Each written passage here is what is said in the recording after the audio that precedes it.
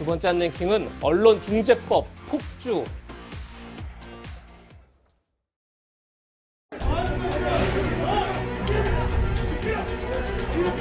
비공개 결정 안 했잖아. 그렇게 공개오면 비공개 결정을 해. 국민들 눈을 가리고 해. 엄청나게 임명국대 민주당은 박수해라. 언론단체 언론단은 민주당은 중단하라. 의결 절차에 들어가도록 하겠습니다.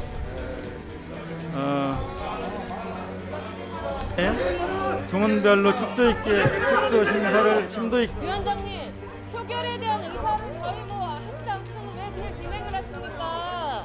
찬성하시는 의원님은 기립해 주시기 바랍니다. 찬성 9명으로 가결되었음을 선포합니다. 국회법이 아니라 민주당 의견에만 갖다 붙이는 법입니까? 입니다.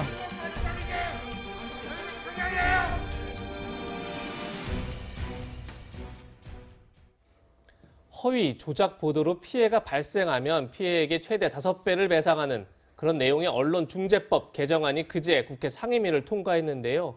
야당은 입법 폭주다 이렇게 주장하는 반면에 여당은 야당이 억지를 부리고 있다 이렇게 또 비판하고 있습니다. 여야의 확연한 입장 차이 직접 들어보시죠.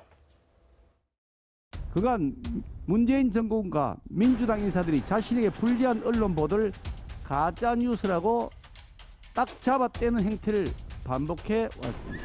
이 법은 전 정권 말 각종 권력형 비리 보도를 가짜 뉴스라고 원천 봉쇄하겠다는 의도임이 명백합니다. 제2의 그리고 제3의 조국을 만들어내고 날개를 달아주는 조국 지키기 법에 불과합니다. 저와 우리 당은 자유가 박탈된 탈레반 국가에서 살기보다는 목숨을 걸고 싸워서 자유를 찾는 길을 택할 것입니다. 회의장 질서를 무력화시킨 야당 행위에 대해서 유감을 표하는 바입니다. 언론중재법을 국민 언론 재갈 물리기 법이다 이런 프레임을 씌우고 있는데 나는 이해를 할 수가 없습니다. 모든 선출직 공무원들은 징벌적 손해배상 대상이 아닙니다. 대기업도 뺐습니다. 뭘 언론 재갈 물리기 법이라는지 이해를 할 수가 없습니다. 야당은 무턱대고 반대할 것이 아니라 평생 야당만 할 생각인가요? 하정대 기자, 지금 야당 주장은 이 법이 시행되면 결국 권력 비판을 못하게 된다 이런 주장을 하고 있는 것 같고, 송영길 대표는 언론 재갈 물리기란 주장에 동의할 수 없다 이렇게 반박했는데 하 기자는 어떻게 보십니까? 제가 이걸 사실 얘기하면 언론인이니까 언론중재법 반대하는 거 아니냐 이렇게 생각하는 국민들도 있을지 모르는데, 사실 전 세계적으로 이렇게 특별법을 만들어 가지고 특별히 5배까지 이렇게 징벌적으로 배상하게 하는 나라가 없습니다. 그런 나라가 없고, 또 이제 미국 같은 경우에 만약에 이제 배상을 하게 되잖아요. 이런 징벌적인 걸 하게 되더라도 공인하고 일반인을 구분을 완전히 해놨습니다.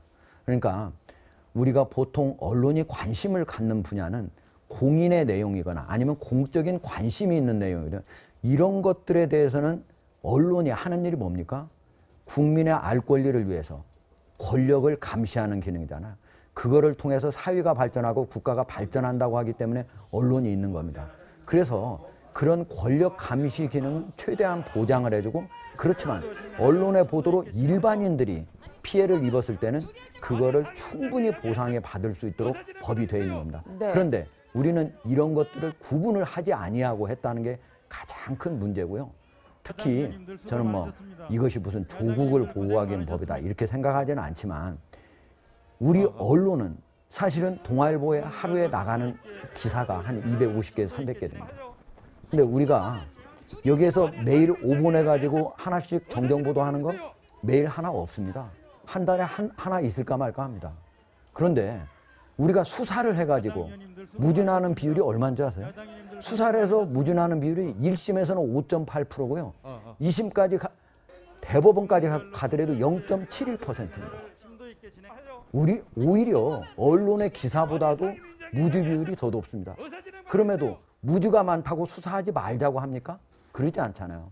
게다가 수사라고 하는 거는 장기간에 걸쳐서 많은 인원이 동원돼서 국가가 돈을 대서 하는 거지만, 이거는 민간 기업이 그것도 하루 안에 취재를 해서 기자들이 하는 건데, 이거는 항상 오보의 가능성이라고 하는 거는 존재하는 겁니다.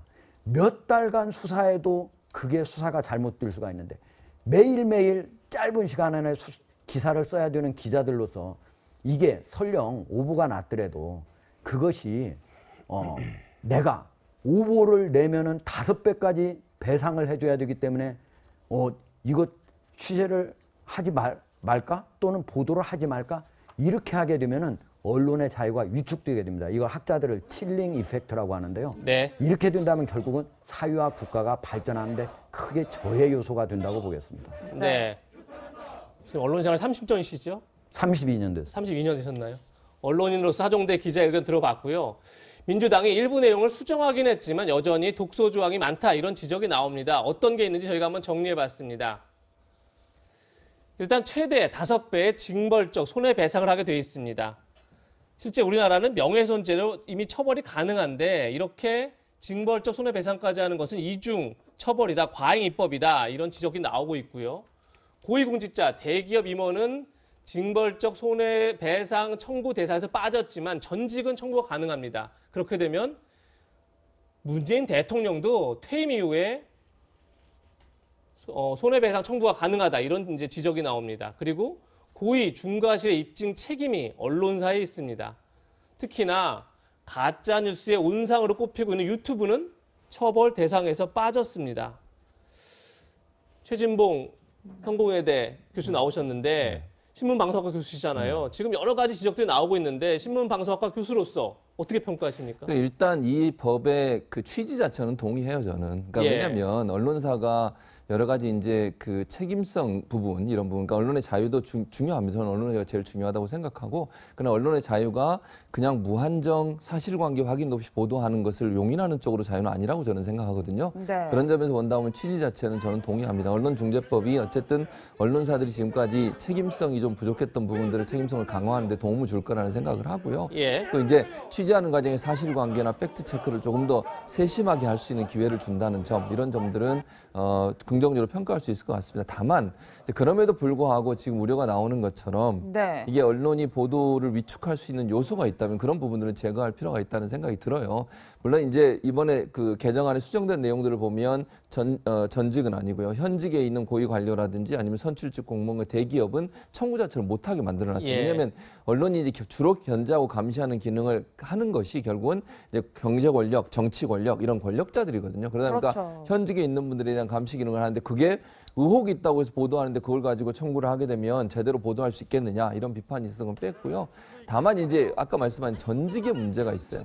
또는 이제 지난번에 우리가 이제 최승원 씨 사태를 겪으면서 비선 실세 문제가 있어서 이 문제가 이제 논란이 되는 거예요. 왜냐하면 그런 분들은 빠져 있는 거잖아요. 결국은 현직에 있는 분들만 이게 청구를 못하게 해놨지 전직이나 아니면 비선 실세가 있다면 이런 분들 같은 게 청구를 할 수 있는 상황이 되는 거잖아요. 그러면 그분들의 비리를 만약에 파헤쳐서 보도하는데 청구를 해서 그걸 방해하는 그런 요소로 작용할 가능성이 이 부분은 좀 논란이 될 수 있고 그다음에 이제 문제는 그 피해를 당했다는 피해자의 피해액을 산정하는 게 상당히 애매모호한 상황이에요. 지금 그러니까 피해액의 5배라고 그랬는데 그 피해액을 어떻게 산정할 거냐.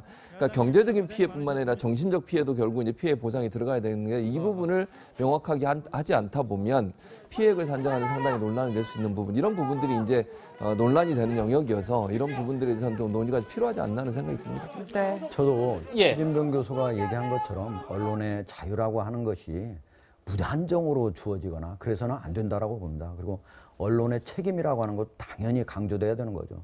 다만 언론의 책임이라고 하는 건 언론의 자유를 보장하는 한도 내에서 되는 거지 언론의 자유를 보장하지 아니하고 책임을 먼저 묻는 거는 선후관계가 틀린 것입니다. 그건 언론 학자들도 모두 얘기하는 것이고요. 이번에 가장 큰 독소 조항이 뭐냐면요. 이걸 뭐 5배까지 징벌적으로 손해배상을 하게 한다 하는 것도 이제 문제지만은 가장 큰 문제는 이제 이게 뭐냐면 허위 보도일 경우에, 허위나 조작 보도일 경우에 이게 만약에 중과실 또는 고의가, 명백한 고의가 있어야 이제 손해배상을 하도록 해놓은 거거든요. 그런데 거기에 보면은 어떤 게 있냐면요. 중과실로 추정하는 경우가 있어요. 그러니까 만약에 2번 이상 썼다 그러면 반복적이라 해서 이거는 만약에 허위로만 드러나면 바로 중과실로 고의로 이렇게 추정을 하게 되어 있습니다. 심지어 회복하기 어려운 손해가 있다면 이거는 명백한 고의나 중과실로 또 추정을 하도록 되어 있어요. 그러니까 이런 식으로 또 제목과 내용이 달라도 또 중과실로 또 추정을 하도록 되어 있어요. 이게 원래는 법원에서 그런 것들을 고의냐, 명백한 고의냐, 중과실이냐 이렇게 법원에서 가리도록 되어 있었던 거거든요. 그리고 또 하나는 지금 이제 선출직 공무원이나 1급 이상 공무원 그리고 대기업의 임원 이상 이렇게 이런 사람들은 징벌적 손해배상을 청구하지 못하도록 되어 있다 이렇게 되어 있는데 1급 이상 공무원 한 400명 정도 됩니다. 우리나라 선출직 공무원 한 4,000명 정도 됩니다.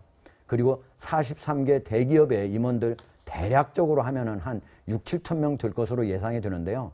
사실은 이 사람들이 가장 우리가 많이 보도하는 사람들은 선출된 권력들이거든요. 근데 이런 사람들이 자기 자신을 하지 않더라도 자기 비서관을 시켜서 대리인을 시켜서 얼마든지 할 수가 있습니다. 예. 내 거를 갖다가 이거 관련자라고 해서 얼마든지 할 수 있기 때문에 네. 적어도 이거를 공인과 그리고 공적인 관심사를 보도했을 때는 설령 허위가 나중에 허위로 드러나더라도 중대한 과실이나 아니면은 고의가 명백한 고의가 없다면은 이런 징벌적 손해배상에서는 빼주는 게 그러지 않더라도 이미 우리 형법에서 명예훼손도 인정하고 또 손해배상도 다 모두 인정돼 있습니다. 그래서 네. 그렇게 해야만 언론의 자유가 위축되지 않을 수 있다. 그렇게 생각을 합니다. 네. 조금 전에 살펴본 것처럼 그제 국회 상임위를 통과한 언론중재법에선 유튜브가 처벌 대상에서 빠져 있습니다. 그런데 여권 대선 주자들은 정작 이 사실을 몰랐습니다. 직접 들어보시죠. 아주 엄중한 책임을 지는 게 민주주의 제도 수호를 위해서 반드시 필요하다고 생각합니다. 언론중재법 범위 안에 유튜버들이 빠진 거에 대한 비판도 나오는데 이에 대해서는 어떻게 보세요? 여기까지 그건 제가 아직 잘 내용을 잘 모르겠어요. 피해를 당했을 때 부재가 대단히 미약하지요. 큰 피해를 당하신 분들은 평생 지워지지 않을 상처를 안고 살아야 되는 그런 경우도 있거든요. 가짜뉴스의 99.9%가 지금 유튜브에서 비롯되고 있는데 네, 거기에 유튜브가 제외되도록 돼 있습니까? 저희가 언론인 그리고 언론학자 의견 들어봤는데 변호사님, 네네. 변호사로서 이 언론중재법 지금 저희가 문제점들 여러 가지 지적했고 지금 조금 전에는 어쨌든 가짜뉴스의 온상이 유튜브로 지금 많이 지적이 되고 있는데 네네. 유튜브는 정작 빠져 있다. 이것도 문제 아니냐 이런 이제 저희가 지적까지 하고 있는데 어떻게 보십니까? 하 기자님이 말씀을 하셨는데 제가 들으면서 어떤 생각을 했냐면 만약에 판사가 오판을 했을 때 5배 손배 책임을 물리고 예. 검사가 기소를 잘못했을 때 5배 그 책임을 물리면 누가 판사하고 누가 검사를 할까? 판사가 판결문 쓰고 검사가 공소장 쓸 때는 기자들이 기사 쓰는 것보다 훨씬 더 신경을 많이 쓸 거거든요. 그럼에도 불구하고 오판이 있지 않겠습니까? 일단 그런 생각을 했고요. 제가 이제 개정안의 제한 이유를 살펴봤어요. 어떻게 되어 있냐면 허위 정보나 조작 정보에 의해서 폐해가 너무너무 심각하다. 이러한 폐해를 예방하기 위해서 징벌적 손해배상이 필요하다. 어떻게 예방하느냐? 손해배상을 징벌적으로 5배까지 해야 되는 것이 아니냐. 그런데 조금 전에 앵커가 화면에 앵커가 이야기했던 것처럼 허위 정보와 조작 정보의 99.9%가 유튜브란 말이에요. 예. 그러면 이 언론중재법을 개정함과 동시에 유튜브는 유튜브는 언론인이나 언론이 아니기 때문에 여기서 빠져 있는 거거든요. 그러면 그 제한 이유 자체가 허위 정보 등에 대해서 그 폐해를 예방하기 위한 것이다라고 하면 제일 문제가 되는 그 유튜브에 대해서 별도의 법을 만들든지 어떤 별도의 조치를 하면서 이제 언론도 마찬가지로 이런 징벌적 손해배상이 이루어져야 된다. 이렇게 하면 균형이 맞겠는데 0.1%에 해당하는 것에 대해서만 과한 그러한 책임을 묻고 나머지 99.9%에 대해서는 아무런 조치를 취하지 않는다는 것 자체가 조금 이상한 것이 아닌가 그런 생각을 누구나 하지 않을까 싶습니다. 네. 이런 가운데 여당 대선 주자 가운데 언론중재법 강행 처리에 대해 유일하게 부정적인 입장을 내놓은 후보가 있습니다. 누군지 목소리를 확인해 보겠습니다.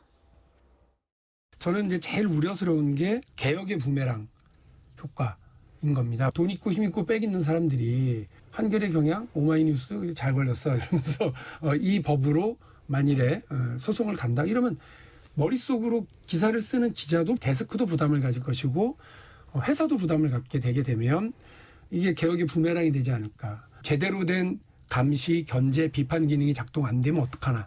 그런 우려를 저는 갖고는 있어요. 네, 하 기자, 박 의원은 지금 제대로 된 역할을 하지 못할 우려가 있다라고 지적하고 있는데 어떻게 들으셨어요?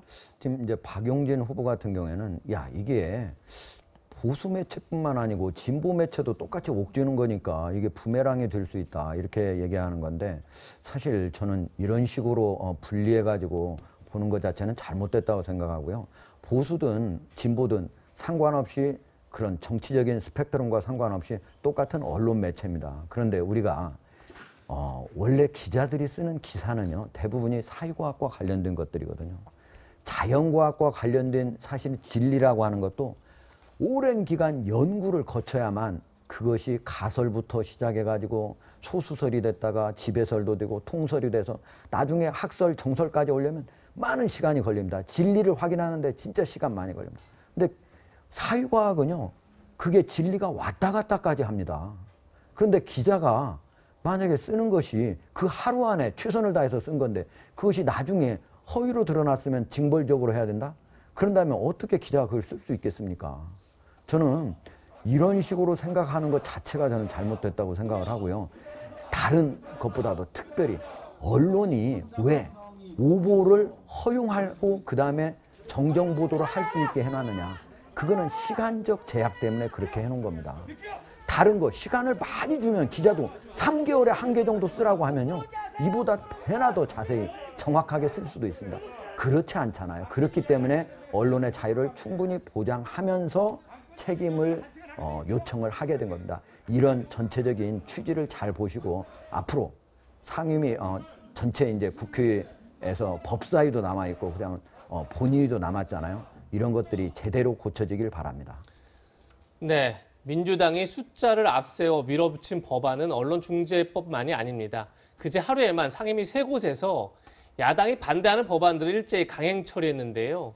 이 과정에서 여야 동수로 참여하는 안건조정위원회에 범여권 의원을 야당 몫으로 참여시키는 꼼수를 썼습니다. 21대 국회 들어서 13번의 안건조정위원회가 있었는데 그중 8번 야당 몫 의원으로 조정위원으로 친여 성향의 의원이 참여를 했었습니다.